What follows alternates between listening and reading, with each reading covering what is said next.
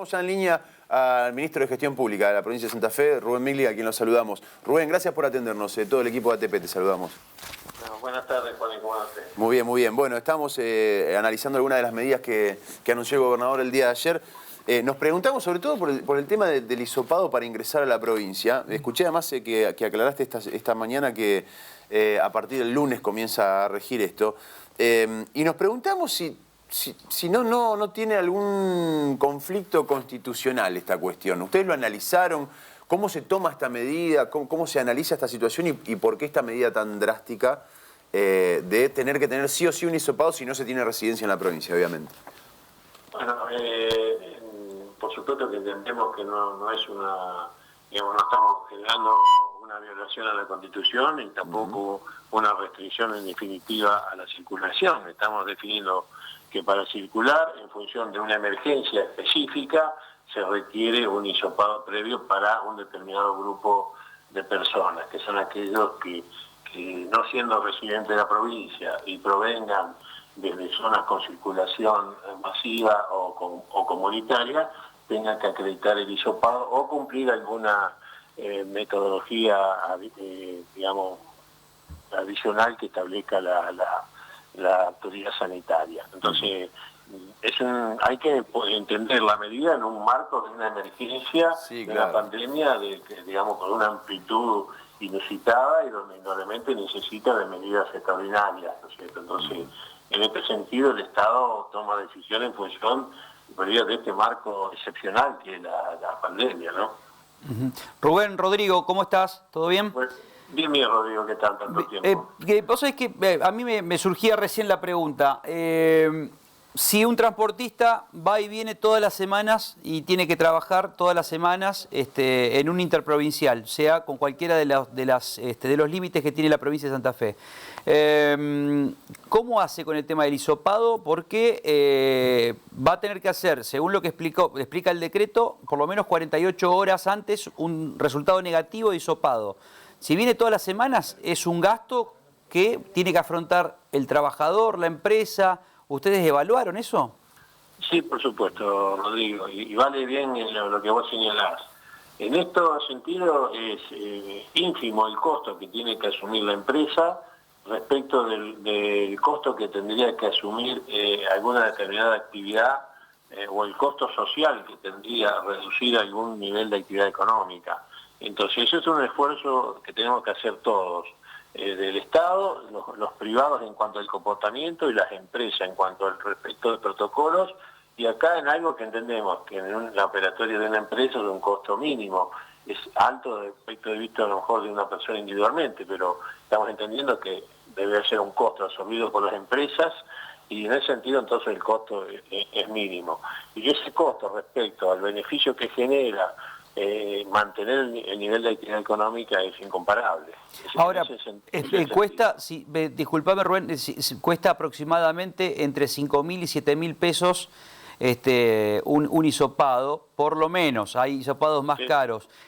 Si viene todas las semanas, estamos hablando de que tiene que hacerse 4 hisopados en un mes, son 28 lucas. No, más porque tiene que tener 72 horas, o sea, claro, cada 3 días se tiene que hisopar.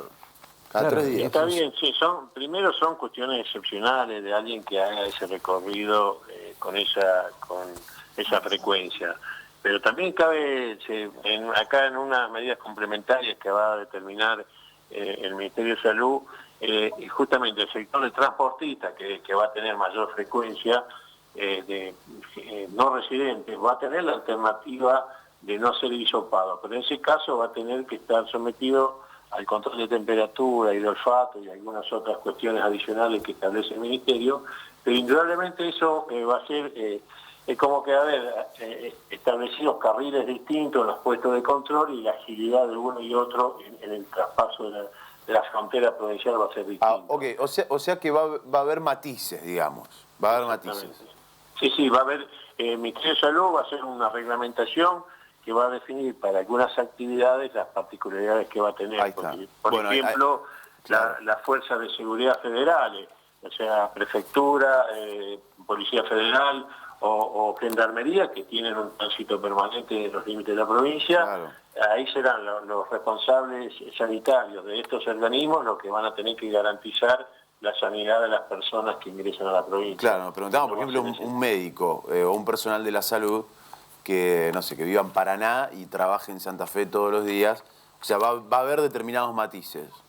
Sí, bueno, acá el primer matiz que es importante, porque por ahí se generó una confusión, digamos, a partir del lunes rige estas medidas para los que provienen de lugares con circulación masiva y están definidas así por el gobierno nacional.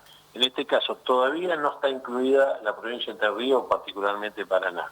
Básicamente incluye a todo el AMBA y Chaco. Y estamos, bueno, muy expectantes del comportamiento de la curva de casos Eso es importantísimo. Paraná, particularmente, que podría estar incluida si sigue el comportamiento. Hoy específicamente no está incluida. Perdón, Rubén, es importantísimo esto de marcar porque también cambia todo. O sea, para ponerlo en ejemplos prácticos, una persona que viene de Crespo, Entre Ríos, ni siquiera de Paraná, de Crespo, Entre Ríos, y muestra el DNI y dice, no, yo vivo en Crespo, Entre Ríos, no hay circulación comunitaria, no va a tener que tener el hisopado para entrar a la provincia. Exactamente, hoy no, el lunes no, digamos. Solamente aquellas personas que tengan residencia y que vengan de zonas de circulación comunitaria van a tener que presentar el hisopado. Exactamente, esa zona la define el gobierno nacional, básicamente coincide con aquellos lugares donde se ha determinado el aislamiento, digamos que han retrocedido en cuanto a estas fases y se mantienen en la etapa de aislamiento. Te consulta Héctor Galeano.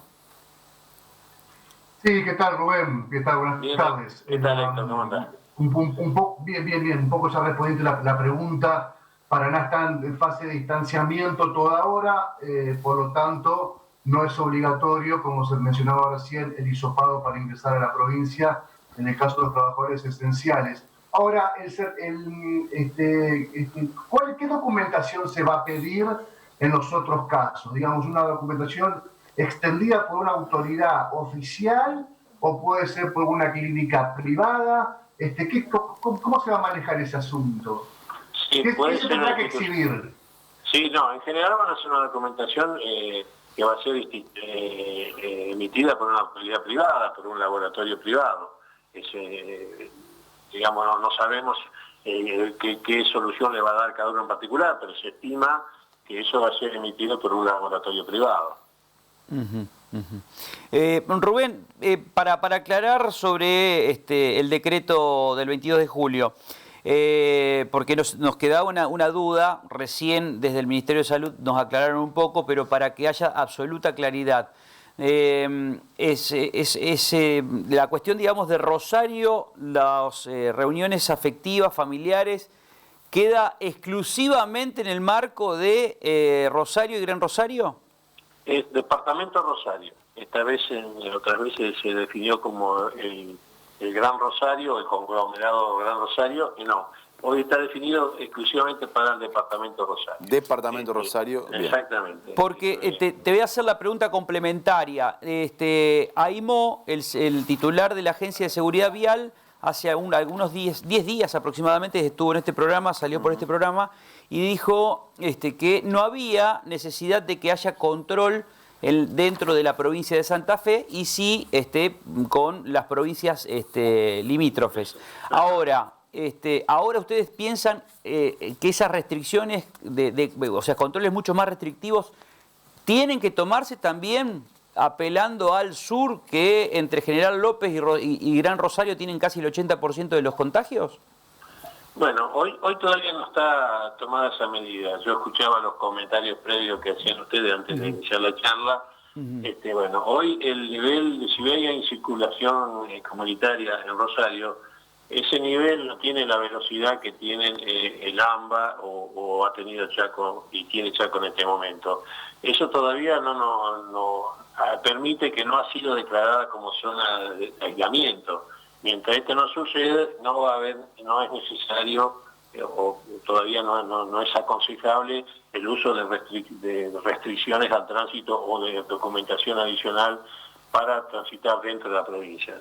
Ahora, esto es una evaluación día a día, que bueno, si la curva del caso Rosario sigue creciendo, no fuera extraño que haya que tomar alguna medida de restricción a la circulación. Hoy por hoy, en función del nivel de contagios que hay, si bien hay circulación comunitaria, la velocidad de la duplicación todavía no hace aconsejable esa restricción.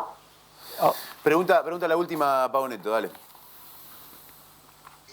¿Qué tal, ministro? Buenas tardes. Aquí, por lo menos en la provincia de Entre Ríos, las autoridades sanitarias brindan la información que tiene que ver con que la mayoría de los contagios que se han dado en Entre Ríos son a partir de reuniones sociales que no están permitidas, nunca estuvieron permitidas en la provincia, y reuniones familiares. Allí en Santa Fe, ¿se tiene el dato en porcentaje de la cantidad de contagios que sucedieron a partir de la circulación de personas que llegaron de otras provincias?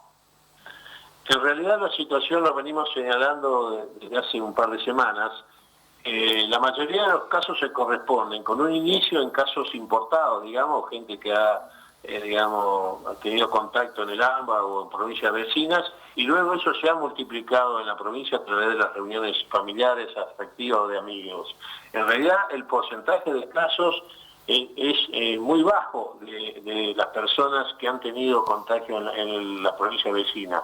La duplicación de los casos, la multiplicación de los casos se ha dado en las reuniones afectivas. Por eso esta medida en Rosario de dar una marcha atrás en ese sentido y una mirada que estamos teniendo para el resto de los departamentos también. Realmente esto tiene que ver con un relajamiento de las medidas, incluso de buena parte de estas reuniones se han dado en el marco del personal de salud. Increíblemente es así, y por eso hay una mirada muy directa desde hace ya un tiempo, ¿no es cierto? Y teníamos algunas dudas previo al Día del Amigo, porque, bueno, realmente está pasando eso. Ha habido un relajamiento de la sociedad en cuanto a las medidas sanitarias, las medidas de distanciamiento. Por eso también la necesidad de volver a señalar la obligatoriedad del tapaboca para todas las circunstancias y de señalar cuáles van a ser las multas por las infracciones a lo que es todas las disposiciones relativas a esta materia sanitaria. La cuestión, digamos, de las multas y las sanciones, el órgano, digamos, justamente de control, ¿cuál va a ser el órgano que puede llegar a sancionar? ¿Es el MPA? ¿Es una contravención? ¿Cómo lo tienen estipulado?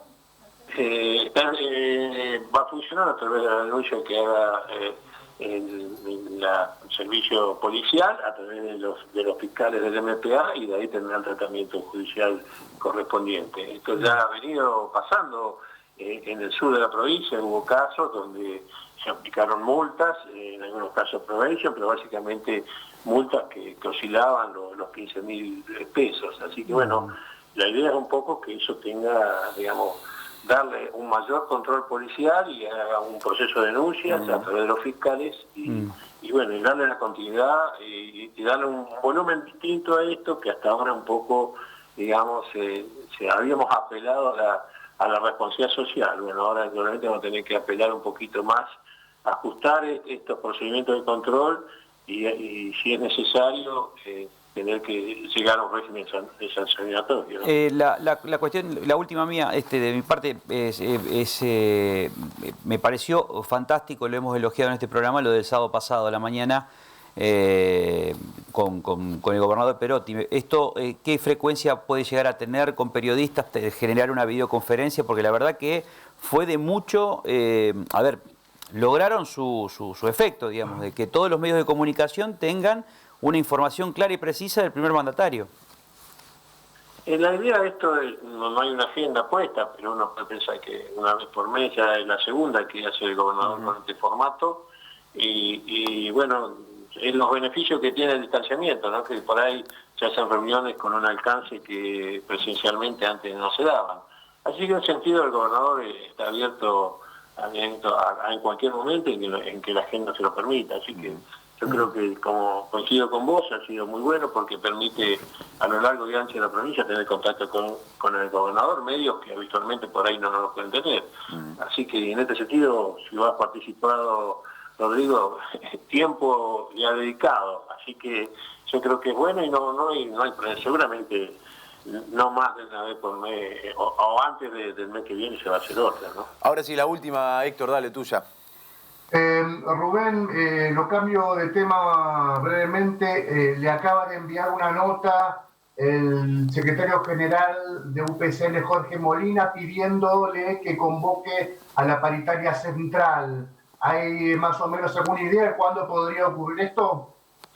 Bueno, en el día de mañana, en la reunión con todos los gremios estatales, va a ser con una agenda común, ¿no es cierto? La agenda común es volver a clase, volver al trabajo presencial, ver las condiciones sanitarias de las escuelas y de las oficinas públicas, y también resolver algunas cosas que tienen que ver en común a todos los gremios. A continuación de eso, en función de que es un reclamo de todos, tal cual lo venimos señalando desde un momento, es decir, que vamos a discutir la agenda particular de cada gremio o de cada sector público en particular. Seguramente la discusión salarial, entendemos, ya es un reclamo que se venía señalando, estará en la mesa, y venimos diciendo que en función de las posibilidades financieras, en función de los recursos que tenemos hoy, con este nivel de economía, veremos qué discusión podemos dar en esa materia. Gracias, ministro. Gracias, ministro. Gracias por su tiempo. Gracias a ustedes.